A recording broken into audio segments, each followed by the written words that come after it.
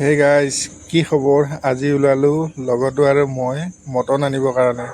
আজি মানে খানা আছে কোম্পানীত, সেইকাৰণে লগতো আৰু মই ওলাই আছোঁ। এই আহি আছোঁ দুইজন। আৰু এটা কথা জানেনে, আমাৰ অসমত এতিয়া ইমান টাইমত আন্ধাৰ হৈ গ'ল। ইয়াত এতিয়ালৈকে পোহৰ হৈছে। এতিয়া কেইটা বাজিছে মই আপোনালোকক দেখাই আছোঁ, চাব।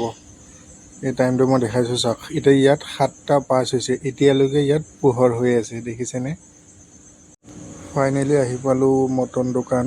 এয়া চাওক, এতিয়া ল'ব লৈছোঁ আৰু ইয়াত দামহে যিমান। বোলো জেলেপি আৰু চমোচা খাই লৈ ইমান ধুনীয়াকৈ বনাই আছে, গৰম গৰম। তাকে দেখি মনটো নৰল, খাব লৈছোঁ খাবৰ কাৰণে। এতিয়া খাওঁ। ইয়াত কিন্তু জেলেপিটো মজা বনাই দেই, ধুনীয়া লাগে।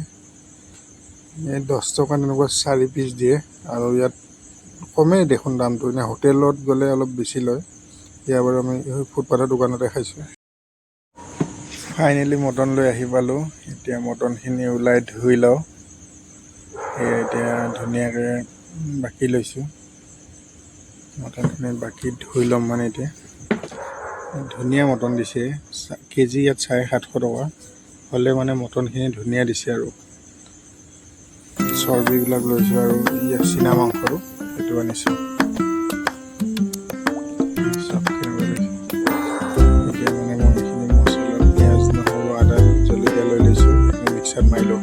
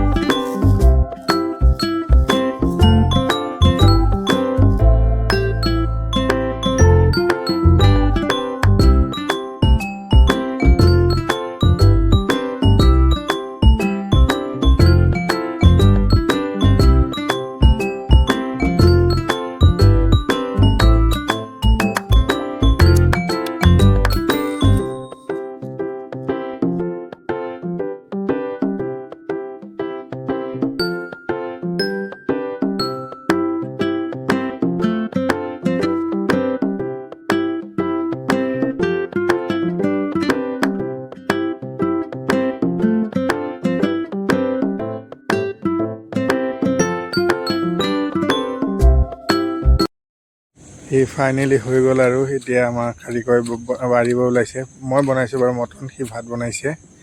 এতিয়া সি তাক বাঢ়িব দিছে, মোৰ গৰম লাগিছে। এই চব্জি দেখাইছোঁ, চাওক কেনেকুৱা হৈছে জনাব কমেণ্ট কৰি। ভাল হৈছেনে? বাহিৰত থাকোঁ না, অলপ অলপ শিকিছোঁ আৰু বনাবৰ কাৰণে।